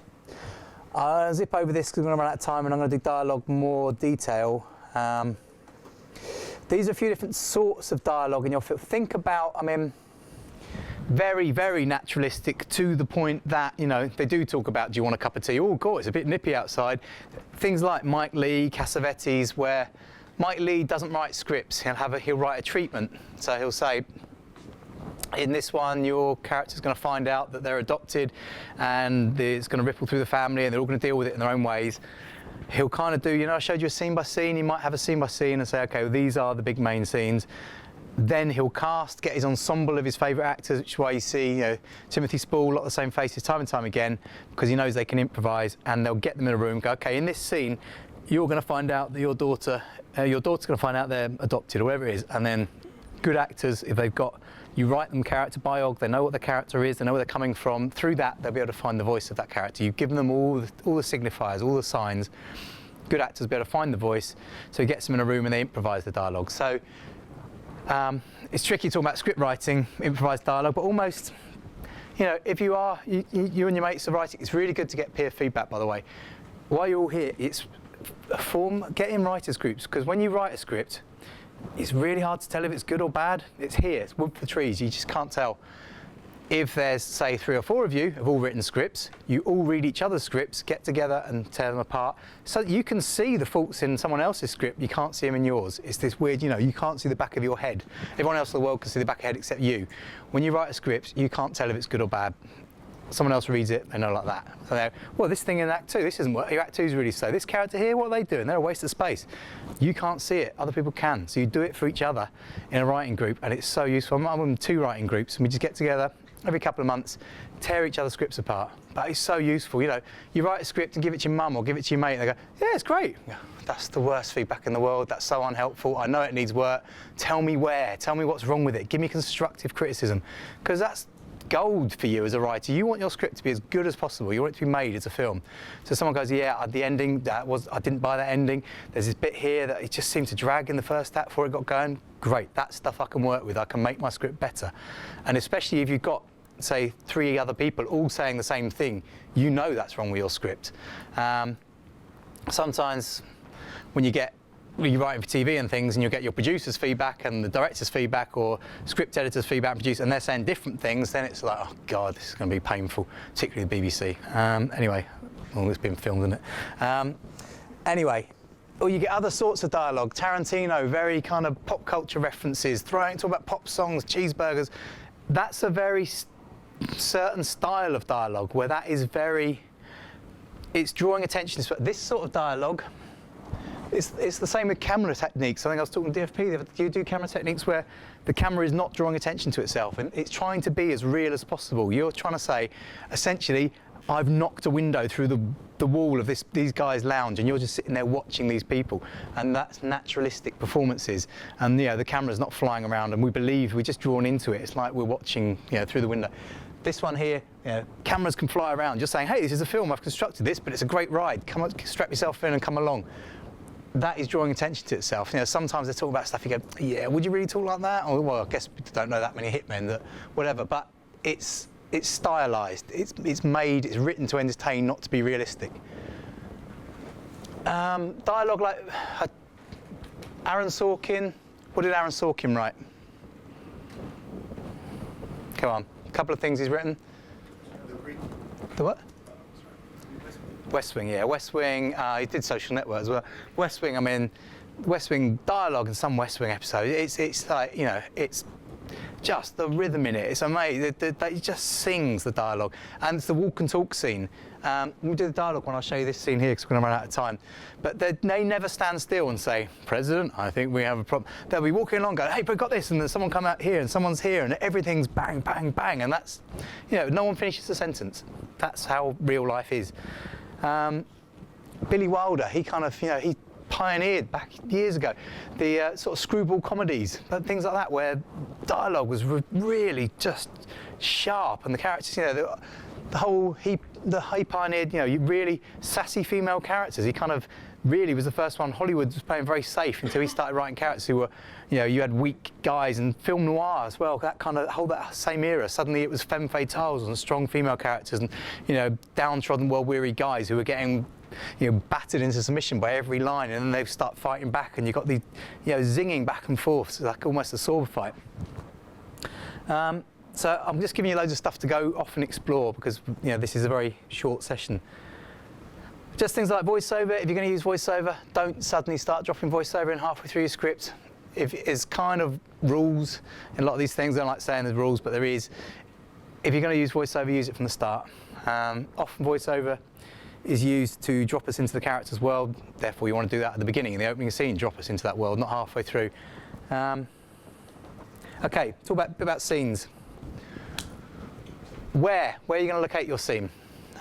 Think about, visually and dynamically, where can you set the scene? Where can blocking, mention actors need to be doing something?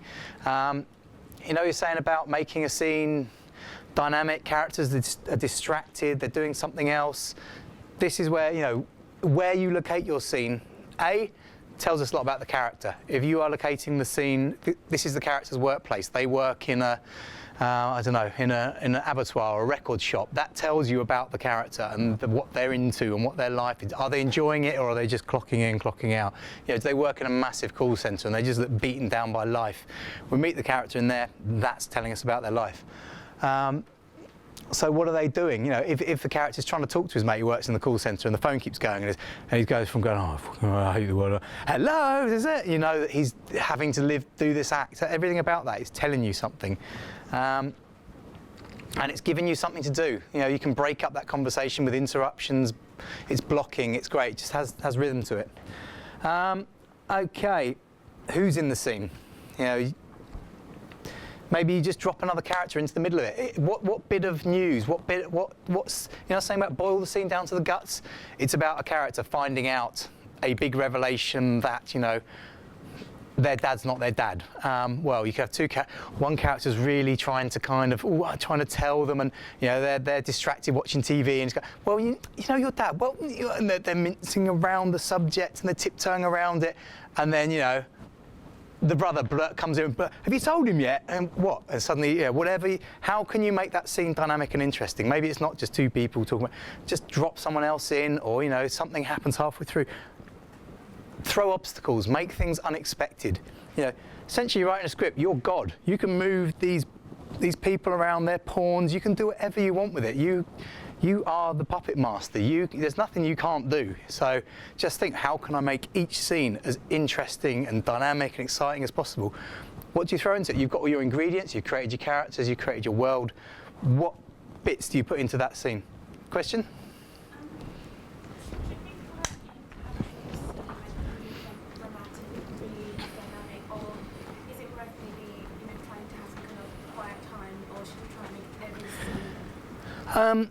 A scene's got to be doing, it's got to move the story forward. I mean, sometimes you'll have joining scenes, you have set piece scenes that are really big, you know, the scenes that you remember from a film, and then there'll be other scenes that joined to get there, but that scene is there, they're still there for a reason. Without that scene, what follows wouldn't make sense. It's the whole thing, the analogy, they're all links in a chain. Without this one leading into this one, you can't get to this scene. So no, you don't have, I mean, you see a Michael Bay film, every scene is shouting at you and it's a top volume, and it gets a bit, God, it wears you out. You need a bit of, you know, rise and fall, light and shade. You want that. You want a bit of contrast in your scenes. So there's no rules. I mean, you do see generally if there's a big battle or set piece, then you've got the survivors sat out on a hilltop with a campfire going, oh, and it's a bit, you catch your breath. Yeah, there is that kind of, there's a certain rhythm, but it's not dictated. I'm not going to say write an exciting scene and a quiet scene, because nothing in screenwriting is that prescribed really, apart from formatting. So no, but you'll get a feel for it. You'll think, oh, hang on, this is all a bit full on. And even when you're writing it, I mean, you're writing a full on, you get the adrenaline going, and it should be, and then it gets, well, actually, okay, that scene's finished. You kind of do want a bit of quiet time, but that's not. It's just, you want a good shape. Generally, the shape of your film will be kind of starts here on a high or a low. The character will either have everything all hunky-dory in their life, and then suddenly, a plane lands on their house, everyone dies, they move to another place, whatever, and suddenly everything goes, whoa, everything goes bad. Or characters here struggling away, and then something good happens, and it's how it's about finding a new normality. This is where they begin. It's either good or it's bad. All this stuff here will happen at the end. They'll either end up in a think of Back to the Future. His life's crap at the beginning, and you almost tick off all the things that are wrong with his life. He goes through all this thing, goes back in time, and at the end, all those things are now corrected in his life. So it's this journey. He's gone from here to here. Essentially, with your arc, there'll be lots of up and downs in the middle, and just as you go into the third act, everything is lost. You just think the character can never get out of this. All is lost, and then there'll be somewhere at the end, either they get what they want, or they don't, but they realise they've learnt something else. It wasn't what they wanted, whatever it is. But it's a rough kind of shape. But I don't want to be too prescriptive, because I mentioned that book, Save the Cat, and it's good. It's a good, this little reference, but it gets very, on page 25, you must have turning point 1. On page so-and-so, and I don't want to tell you, you must write this way, but it's a useful health check. I've kind of read the book, and then I write a script, go, something's not quite right, and then I'll look at it from that, oh, okay, I've spent too long on that one. I should have, started the action. The inciting incident was coming too late. I use it as a check, but the trouble is, with that book, every Hollywood exec started turning it into their Bible, and it became like a memo. Was all but on this page, and so last few years, films have always started to feel very similar. Producers in the room, sorry, that not necessarily always the most creative, and so that's why I'm very wary about saying there's rules for anything. Okay, what else have we got? Okay. Think about scenes. What do the characters need? Also, this analogy here, Newton's cradle, each scene here bangs into the other one, moves it forward. If it's not moving forward, it loses momentum. You know, sometimes in a film there's a lag in the middle. You kind of go, you're really gripped, and then you kind of go, oh, that's because there might be a couple of scenes that aren't moving it forward. So it hits that thing and loses momentum, doesn't knock on to the next thing. So think about your scene. What's the guts of it? What your characters have just come from this scene in which they've just found out that their dad isn't their dad. How does that affect what goes on in this scene? They're not just then gonna, it's not, you don't reset at the beginning of each scene and go, oh, I'm now perfectly happy. You've just had a big emotional bomb dropped on you. So of course, at the beginning of this scene, you're gonna be all over the place. So make sure that your emotional states kind of ripple all the way through. Whose scene is it? A good scene will have balance of power shifts. You know, one character will be outsmarting another one, then another one will pull out a twist from the end. Or actually, well, you think you're winning, but who's got the thing? Who's got the MacGuffin? Who's got the thing that the scene is all about? The power play. A good scene, game of tennis, goes back and forth. One person's winning, the other person's winning. You're not even sure who you're rooting for, and someone, oh, I'm rooting for them. Oh, hang on, they've just revealed that they're a complete bastard, and I thought they were being really nice, and they've just done something really. Oh, I like them. But then there's something else. Yeah, twists, changes, balance of power. Not if a scene or a script is flat, it's dull. So the more kind of ups and downs you can put in it. I am skimming through a lot of this, but I just want to try and get in everything. Okay, structure. Beginning, middle and end. We've been telling each other stories. It's dawn of time. Certain stories hold people's attention, others don't. Aristotle was the first person to start breaking down stories and analysing what makes a good story, what doesn't, and it's basically beginning, middle and end. The way I kind of always think of it the most easy is man walks into a pub, yada, yada, yada, payoff, essentially. And that payoff is either a comedy punchline, or it can be a twist, or it's a dramatic resolution, or they don't get what they want. But there is some kind of closure at the end. So you set up what the problem is, you throw lots of obstacles at them solving it, and at the end they either solve it or they don't. But that is a kind of satisfying, that's a story. It's a joke, it's a story, it's what works. It's what, through, you know, centuries or millennia of telling stories, this is what's tried and tested. And it can be reskinned in 1,000 different ways, but essentially beginning, middle and end, 3-act structure. So, conflict. No conflict, no drama. You know what I'm saying about a flat scene, a flat script? There's no conflict. Character at the beginning, I really, really want to get to the mountain and throw the ring down it and make all Middle Earth all hunky-dory again. Oh, there's the mountain, I've got there, chuck the ring down, cheers, going home now. That is a crap film. There's nothing happens, it's very flat. You put every obstacle, you put goblins, you put dragons, you put orcs, you put everything in their way.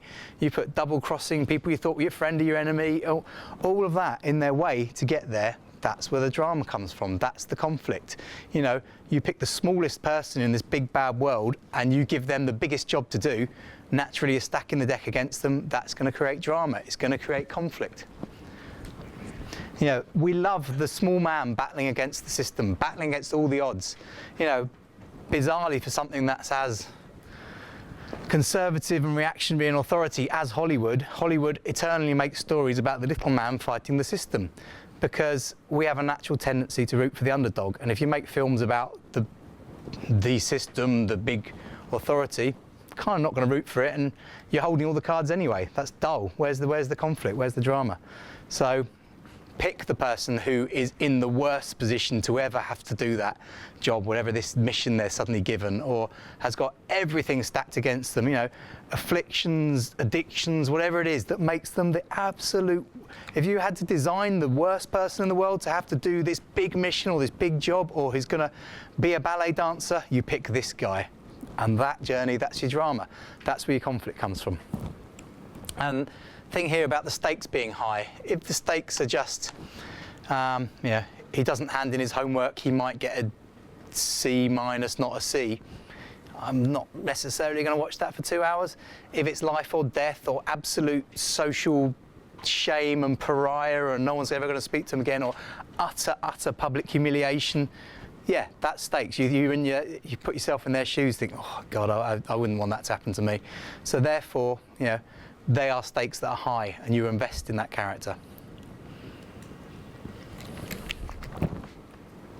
3-act structure, I mentioned earlier, beginning, middle and ends, Act 1, Act 2, Act 3. This will tend to be sort of 25%, 50%, 25%. As I say, I don't want to give you rigid rules, but that kind of works in terms of something at the end feels like a satisfying story. You can call it setup, development, resolution, man walks into a pub, yada yada, payoff. If you want to get poncy, it's thesis, antithesis, synthesis. Synthesis. There you go, it's roughly that. Structure board, when you are structuring something that is as big as a 100-page, 120-page script, it can feel a bit, oh my God, I'm getting lost. You can use, scene cards, you get in post office, those little kind of green and pink little postcards. They are really useful. You just stick them on a wall. Roughly, you're going to want this many scenes or sequences of scenes. And it sort of breaks down like this. As I say, I don't want to be too prescriptive. Act 1, roughly 25 pages. In that 25 pages, introduce the world, the characters, what the thing that's driving it forward, what's the conflict, what does the character want, what's stopping them get it. This, roughly 60 pages of, they really, really want that, and I'm going to throw every rock I can at them to stop them getting it and see how they respond. And then roughly at the end, sort of, what's that, 25 pages of the big showdown, the big final, confrontation. Do they win? Don't they? All is lost. At this point here, all will be lost, and then some way they'll outsmart or they'll get the thing. That's postcards, however you want to do it. If you do have final draft and things like that, it gives you scene cards. That's the kind of extras that, even with Celtex, if you pay like $10 a month, you get the scene card stuff. And the thing that's useful for, just buy a bit of A1 paper and do a grid and write down scenes. Or the thing with the cards are good because you can shuffle your scenes around. So, it costs you like $1.99 at the post office, a little pack of, they're pink, green, white, yellow, about that thick postcards. Big enough for you, with a pen, you scribble on, okay, in this scene, finds out best friend is a traitor. There you go, it's a block of, it might be one scene, might be 3 scenes, but it's a major plot beat. And you put them on your wall like that, and you start shuffling them around, and your story starts to take shape. Okay, everything starts at the beginning, as they say in Sound of Music. Okay, so, just to hopefully not make you realise what an uphill fight it is, there's a hell of a lot to do. Your first 10, 15 pages, I'm going to say this because that is what a reader will read generally before they decide if your script's going in which pile. If they think, put it this way, within 10, 15 pages they'll decide if your script is a mohoper and it's going in the reject pile. If you've got something in there that's caught them, that's original, that they respond to, then you're aiming for either the refer to second reader or refer upstairs pile. So, in that opening 10, 15 pages, you've got to spin a lot of plates. So I'm going to quickly skim through these. A really good exercise is, you have DVDs on your shelf, or you've got access to Netflix, time it. Watch the first 15 minutes of a bunch of films, and then essentially think, okay, what have I learned? And tick off. You'll have learned, introduce the main character, introduce the world we're in. Often we meet a character in peril. It makes us side with that character. That's why Save the Cat's called Save the Cat, because even if it's a big action hero, they'll save a cat, they'll cut a puppy, they'll be nice to a baby. You've got to try and humanise them if they are a killing machine. Or because we support the underdog, think train spotting, opening scene, Renton's being chased down the road by the security guard. He's a crook, shedding CDs as he runs, but we support him because he's an underdog. And because he's being chased, we always support the person being chased. It's a natural instinct thing. So, I've mentioned you might state or imply the theme. What's the thing you're actually trying to say? What's the big objectives? What's the thing that's going to drive the story forward? This character has a burning desire to be the ballet dancer, or has, I don't know, got to kill the shark, whatever it is that's going to drive this thing forward. Bury any exposition you will most likely need. Was that a stretch or a hand up? Stretch. You will most likely need some exposition so that we know, what is this character missing? What are they desperately in need of? Any exposition you've got in there, bury it. whilst you're going to introduce the good guy, you're probably going to have to introduce the bad guy, so we know who's stopping him getting what he wants, or her getting what she wants. Do you know what inciting incident means? That would say, okay, character has a great life, everything is rosy, everything is perfect, bang, rest of the family killed in a car crash. Bang, dad comes home, we're moving to the middle of nowhere because I've got a new job. Bang, find out the girlfriend's been sleeping with best friend. Bang, whatever. Something that completely upsets the apple cart, and from then on it's like, okay, well, how do I find my feet again? How do I, whatever it is, the Tom Cruise film, he'll have a crash or something that destroys his confidence, which will heroically work back again. Establish what the rules are. If it's like I said with genre, is there going to be a body count? If there's a body count, the first 5 minutes, we know it's that sort of film. If it's talking, you're sitting around chatting, okay, we know it's probably that sort of film. Give us an idea. This is what I'm saying about don't do the tonal shifts. Is there a time lock? The asteroid is going to hit the Earth in 7 days and kill us all. We need to know that in the first 15 minutes. Fairly crucial. Get up to the tension, up to the stakes.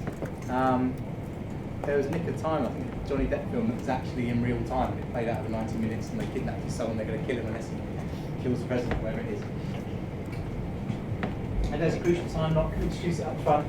And as I said earlier, any voiceover, it's going to be voiceover, get it in those first 10, 15 pages, don't just drop it in halfway through because it will come out the blue. God's talking to us, where did he come from? He wasn't there on page 1, so get it in there early on. That pretty much is all we got time for. As I said, the whistle-stop tour through, give you more information on character dialogue in later sessions, but hopefully that will whet your appetite and give you the basics. Thank you.